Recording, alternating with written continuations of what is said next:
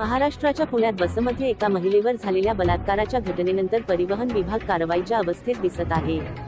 महिला, विद्यार्थी आणि इतर प्रवाशांच्या सुरक्षेचा विचार करून राज्याचे परिवहन मंत्री प्रताप सरनाईक यांनी काही महत्त्वाचे निर्णय घेतले आहेत. या निर्णयांतर्गत पुढील प्रमुख पावले उचलली जातील. बस प्रवाशांच्या सुरक्षेसाठी वरिष्ठ IPS अधिकाऱ्याची नियुक्ती करण्याची विनंती परिवहन विभागाने गृह विभागाला केली आहे. यामुळे सुरक्षा व्यवस्था मजबूत होईल आणि आपत्कालीन परिस्थितीत त्वरित कारवाई करणे शक्य होईल. राज्यातील डब्यांच्या सुरक्षेचा दरवर्षी आढावा घेऊन हे आदेश देण्यात आले आहेत. यासह प्रवाशांच्या सुरक्षेसाठी आवश्यक सुधारणा केल्या जातील आणि डब्यातील आणि आजूबाजूच्या सुरक्षा व्यवस्था मजबूत केल्या जातील.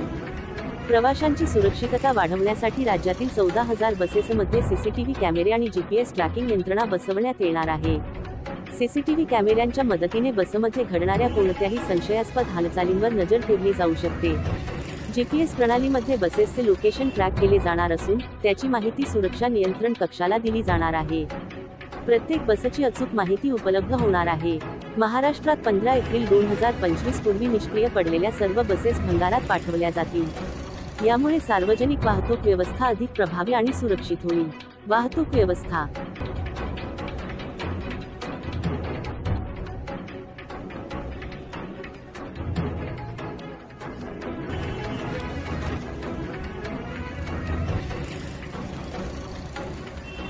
पब्लिक आई न्यूज़ 7 देखने के लिए धन्यवाद।